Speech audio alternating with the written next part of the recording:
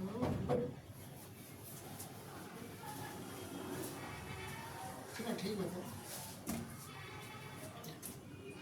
Student, कैसे हैं आप लोग?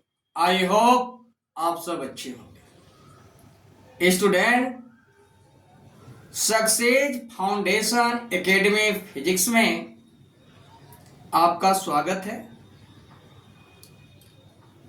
स्टूडेंट, यह वीडियो कक्षा 10 और कक्षा 12 दोनों क्लासों के लिए है और इतना आप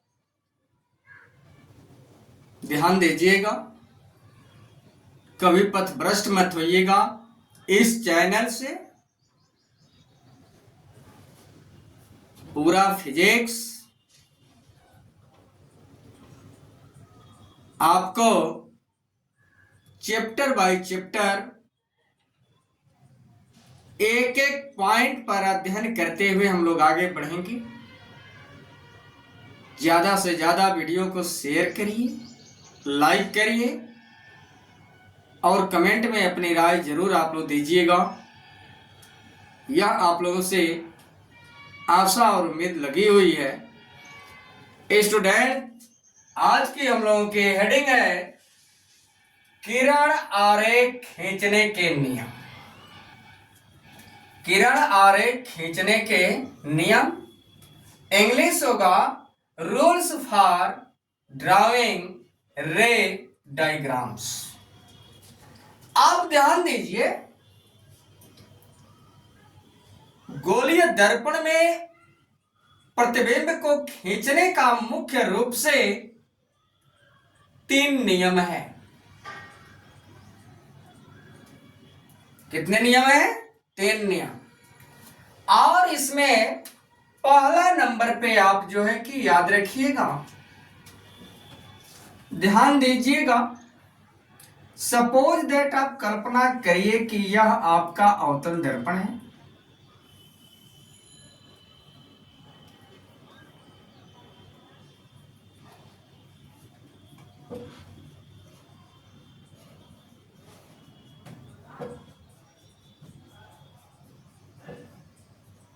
यहां पे ध्रुव है, यह अवतल दर्पण है। और जब प्रकाश की किरण मुख्य अक्ष के समांतर चलती है, प्रकाश की किरण किससे होकर गुजर रही है? मुख्य अक्ष के समांतर चल रही है, तो दर्पण से परावर्तन होगा और परावर्तन के बाद यह किरण मुख्य अक्ष पर स्थित मुख्य फोकस से होकर गुजरती है। तो यह नियम आपको याद हो गया होगा कि जब प्रकाश की किरण मुख्य अक्ष के समांतर जाती है तो दर्पण से परावर्तन के बाद मुख्य फोकस से होकर गुजर जाती है। यह घटना किसमें होगा? अवतल दर्पण में। यदि आपका दर्पण उत्तल होगा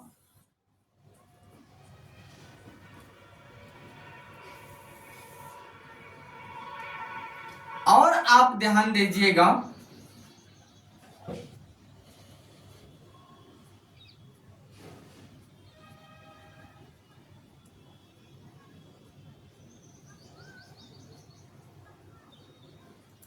कि जब प्रकाश की किरण मुख्य अक्ष के समांतर जाती है तो दर्पण से परावर्तन के बाद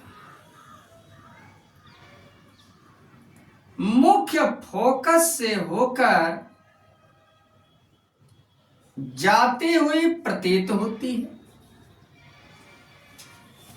तो यह नियम आपको समझ में आ गया होगा कि जब प्रकाश की किरण मुख्य अक्ष के समांतर जाती है तो दर्पण से परावर्तन के बाद मुख्य फोकस से होकर गुजरती है, तो अवतल दर्पण में रहेगा तो गुजरती है, और उत्तल दर्पण में मुख्य फोकस से होकर जाते हुए प्रतीत होती है।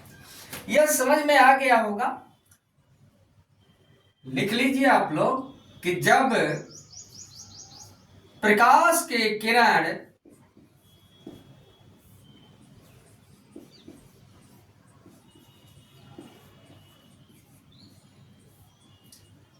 मुख्य अक्ष के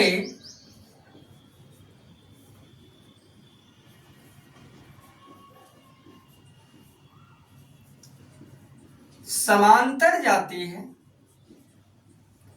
या समांतर आपतित होती है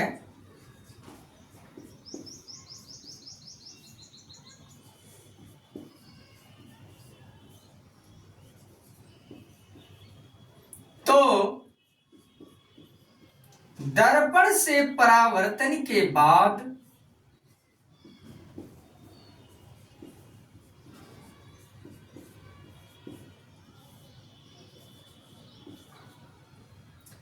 मुख्य फोकस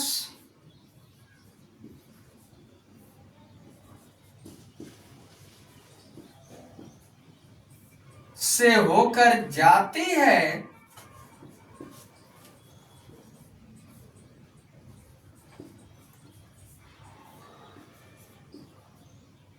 ब्रैकेट में लिख लीजिएगा आप लोग अवतल दर्पण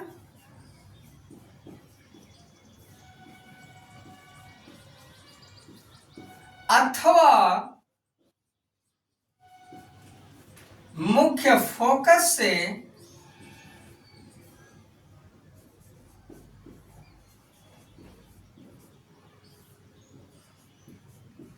होकर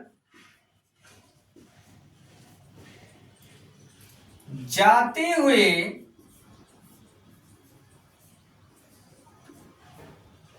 प्रतीत होती है।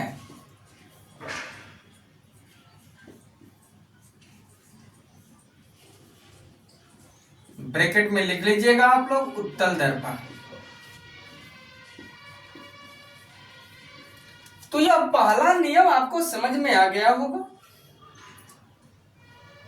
कि जब प्रकाश की किरण मुख्य अक्ष के समांतर आपतित होती है तो दर्पण से परावर्तन के बाद मुख्य फोकस से होकर जाती है तो समझिए अवतल दर्पण, जाते हुए प्रतीत होती है समझिए उत्तल दर्पण। यह मिटा दिया जाए।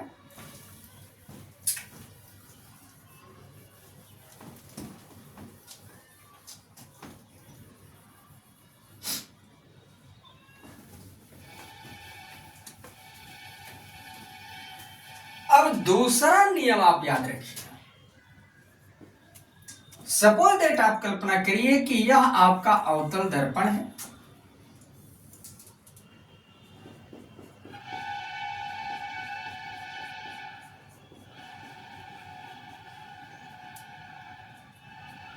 यह दर्पण का ध्रुव।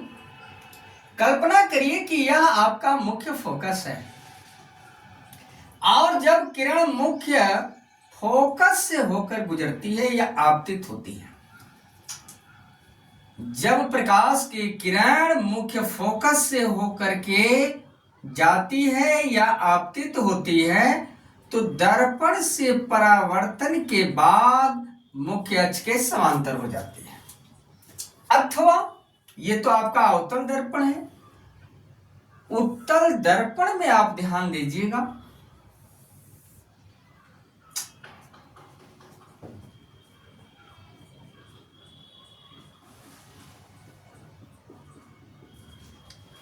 अब आप कल्पना करिए कि कोई प्रकाश की किरण है और यह मुख्य फोकस से होकर जाती हुई प्रतीत हो रही है तो दर्पण से परावर्तन के बाद मुख्य अक्ष के समांतर हो जाती है।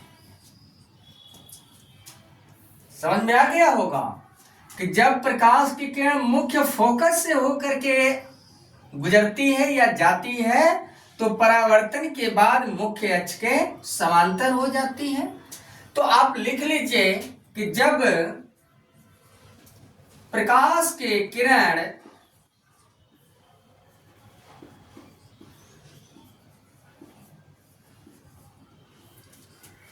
मुख्य फोकस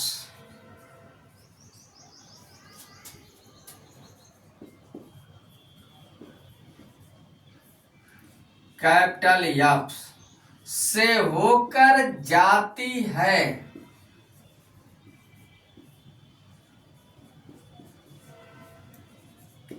तो ब्रैकेट में कौन सा दर्पण होगा? अवतल दर्पण।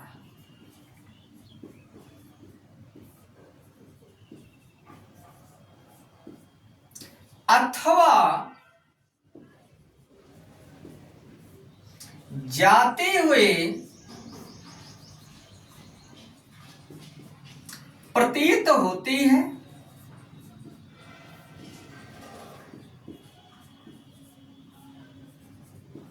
ब्रैकेट में क्या लिखेंगे? उत्तल दर्पण।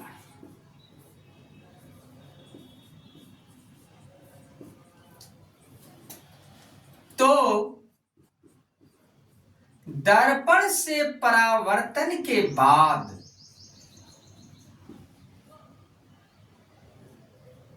दर्पण से परावर्तन के बाद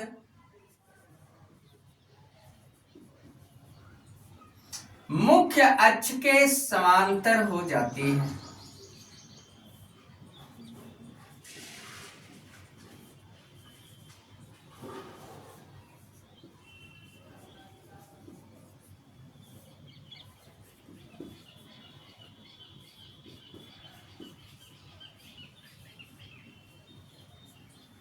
या आप डायग्राम बना लीजिएगा और ये पॉइंट आप लिख लीजिएगा।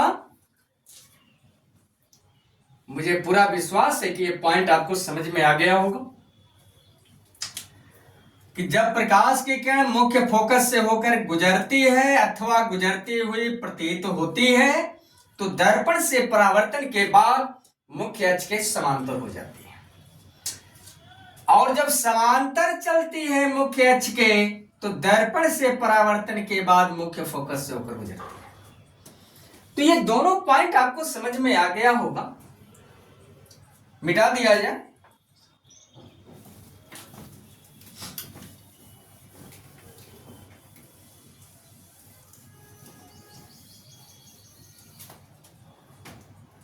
नंबर 3 आप ध्यान दीजिए। यह आपका अवतल दर्पण है।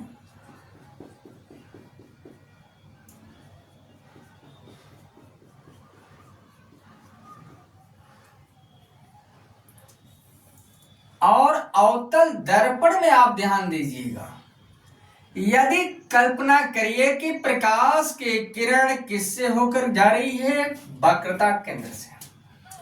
तो जब भी प्रकाश की किरणें वक्रता केंद्र से होकर जाती हैं तो परावर्तन के बाद अपने ही माध्यम से वापस लौट जाती हैं। यह घटना अवतल दर्पण में गुजरती है। यदि आपका दर्पण उत्तल है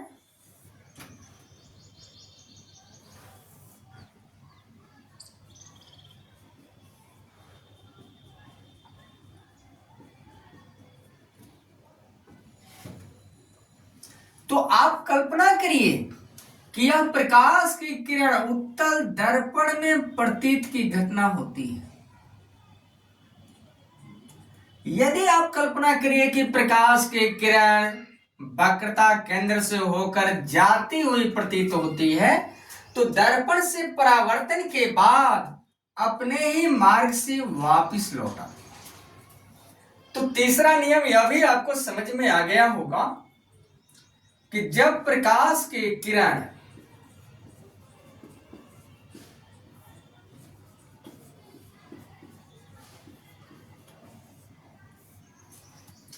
वक्रता केंद्र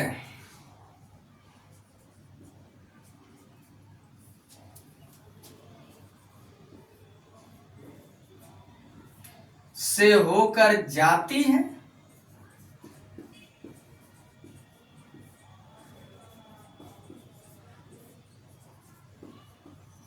ब्रैकेट में लिख लीजिएगा अवतल दर्पण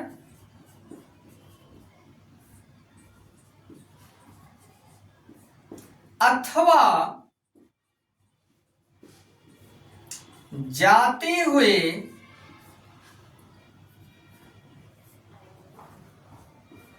प्रतीत होती है।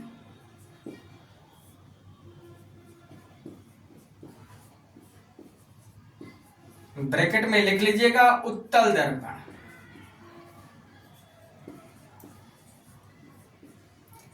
तो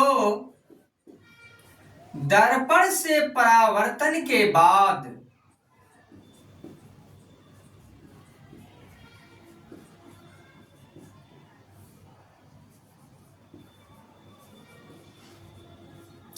अपने ही मार्ग से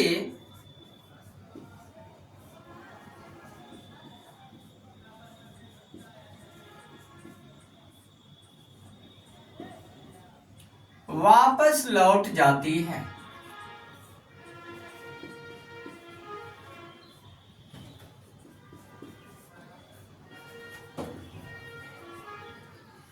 यह समझ में आ गया होगा। स्टूडेंट, आपसे नम्र निवेदन है कि यदि आप चैनल पर नए हैं तो चैनल को सब्सक्राइब करिए, लाइक करिए और एक प्यारा सा कमेंट आप जरूर लिखिए कि यह वीडियो आपको कैसा लगा। और आशा नहीं, पूरा मैं विश्वास दिला रहा हूं कि आपको फिजिक्स सिंपल लैंग्वेज में बेसिक कॉन्सेप्ट के साथ पूरा हाई स्कूल और इंटर का फिजिक्स आपको मिलेगा।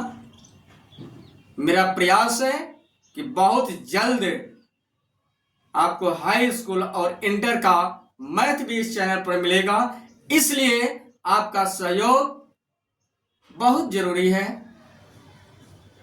धन्यवाद, बेस्ट ऑफ लक, और अगली वीडियो में फिर हम लोग मिलेंगे।